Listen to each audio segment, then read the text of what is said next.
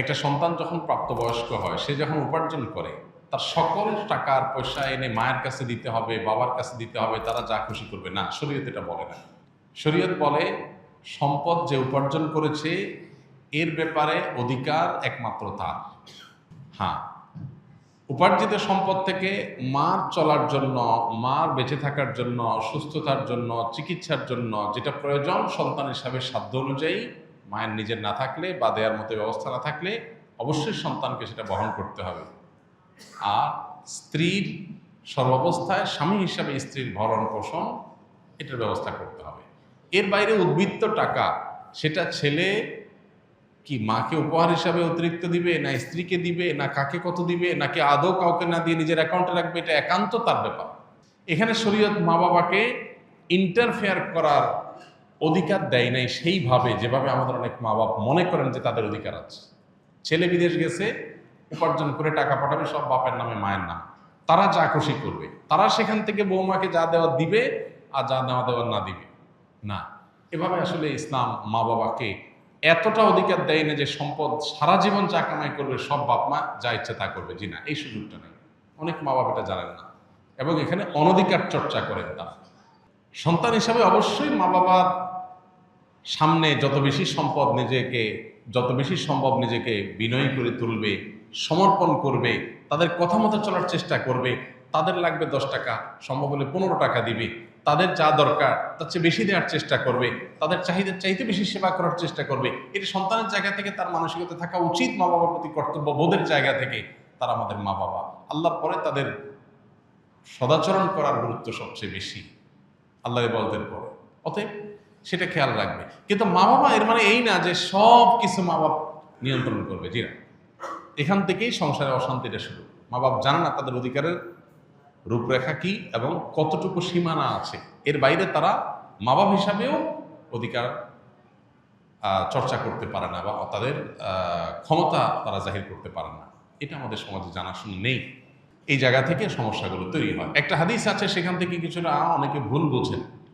হাদিসটার হলো এই, নবী সাল্লাল্লাহু আলাইহি ওয়াসাল্লাম বলেছেন, আনতা ওয়া মালুকা লি আবিক, তুমি এবং তোমার যাবতীয় এবং সমুদয় সহায় সম্পদ সব তোমার বাপের, মায়ের, বাবা মায়ের। এই হাদিসের মানে অনেকে মনে করেন যে কেউ যা কামাই করবে সারা জীবন যত কিছু করবে সব বাপ মার।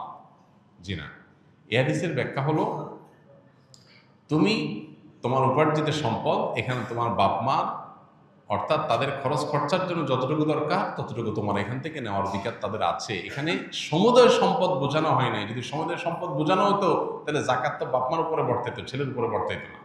কারণ সম্পদ যদি একজনের হয়, জাকাত তো আরেকজনের উপরে বর্তাবে না। এরকম আরো বহু প্রশ্ন তৈরি হবে। এই জন্য এই হাদিসটার ব্যাখ্যা আমরা অনেকে ভুল বুঝি এবং এর ফলশ্রুতিতে অনেক মা বাপ একটু বাড়াবাড়ি করেন, সীমালঙ্ঘন করেন এবং সেক্ষেত্রে স্ত্রীর সাথে ছেলের দূরত্ব তৈরি হয়। এইগুলো আমাদের ব্যালেন্স করতে হবে। এবং একইভাবে আপনার সম্পদের ব্যাপারে স্ত্রীরও এই মানসিকতা থাকতে হবে যে স্বামী তার উপার্জন করার পর আমার ভরণ পোষণ ঠিকঠাক মতো দিচ্ছেন কিনা। যদি দেন, এরপর বাকি সম্পদ তিনি কি করবেন, তিনি কি তার মাকে দিয়ে দিচ্ছে অতিরিক্তটা, না ভাইকে দিয়ে দিচ্ছে, বোনকে দিয়ে দিচ্ছে, এটা একান্ত তার ব্যাপার। আমার এটা নিয়ে মাথা ঘামানোর দরকার নাই, হেডেক নেওয়ার দরকার নেই। বেশিরভাগ মহিলাই অহেতুক পেরেশানি করে নিজেও কষ্ট পায়, সংসারটাকে অশান্তি করে। আমার পরিচিত এরকম আত্মীয় স্বজনের ভিতরে এরকম মেয়েদের কথা জানি যে স্বামী লক্ষ লক্ষ টাকা ধরা খাচ্ছে, কোথাও কাউকে দিয়ে দিচ্ছে, কোনো ভাবনা নেই। আমার তো এটা দেখার দরকার নেই। আমার দেখা দরকার হলো যে আমার ছেলে মেয়ে এবং আমার ভরণ পোষণের ব্যবস্থা সে করছে কিনা। সেটা যদি সে না করে, আমার অধিকার যদি সে খর্ব করে, সেগুলোও যদি সে মানুষকে দিয়ে দেয়, তাহলে অবশ্যই আমি সেখানে দাবি তুলব, যথাযথ নিয়মে আমি আর্গুমেন্ট করব। কিন্তু আমি আমারটা যথাযথ পাচ্ছি, আর দরকারটা কি? বেশিরভাগ মহিলারা স্বামীকে চায় কবজার ভিতরে আনতে, কন্ট্রোলের ভিতরে আনতে, যে আমার কথা উঠবা, আমার কথা বসবা, আমার কথা এদিক ঘুরাবা, আবার এদিক ঘাড় ফিরাবা। এই যে স্বামীকে গোলাম বানাতে চায়, এটা আরেক সমস্যা।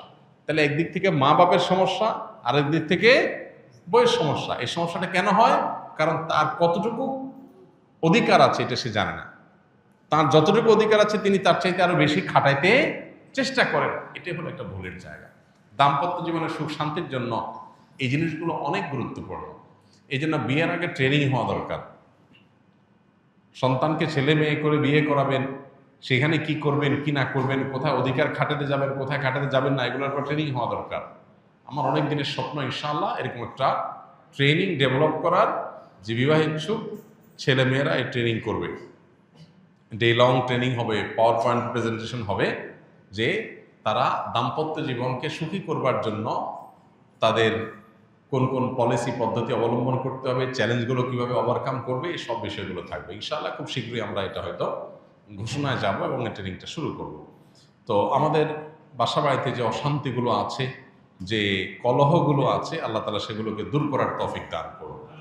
সবাইকে যার যার অধিকার, সবাইকে যার যার করণীয়গুলো আদায় করার তৌফিক দান করুন। আমাদের বোনদের যারা স্ত্রী হয়ে কোথাও কারোর সংসারে আছেন, কারোর সাথে দিনাতিপাত করছেন, সেখানে নিজের অধিকারের চাইতে বেশি অধিকার খাটানোর চেষ্টা তার করা যেমন উচিত নয়, ঠিক একইভাবে মায়েদের বাবাদেরও উচিত নয় সন্তানের সম্পদ এবং উপার্জন করে অতিরিক্ত মাথা ঘামা। কোনো ছেলে বউয়ের পিছনে টাকা একটু বেশি খরচ করে, একটু বউ পাগল বেশি হয়। মা বাপ হিসাবে তাদের দায়িত্ব হলো সন্তান সীমা ছাড়ায় গেলে তাকে সুন্দরভাবে বোঝানো যে বাবা ব্যালেন্স করো, পরিমিত হও, হিসাব নিকাশ করো, অতি পাগল হয়ে যেও না।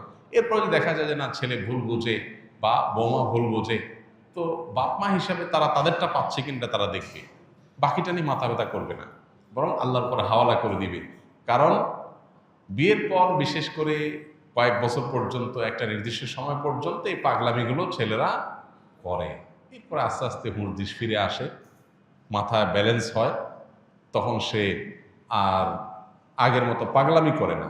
তো এই টাইমটাতে মা বাবার সহযোগিতা করতে হয়, হেল্প করতে হয়। মা বাবা এখানে এসে জোর খাটাতে গিয়া অশান্তি সৃষ্টি করে দিলে এই যে পলাশ সাহার মতো ঘটনাগুলো ঘটে, এই ঘটনাগুলো যেন আমাদের পরিবারে না ঘটে, আল্লাহ আমাদের মা বাবাদেরকে এবং স্ত্রীদেরকে সবাইকে যার যার দায়িত্ব কর্তব্যের সীমা রেখাটা বোঝার তৌফিক দান করুন।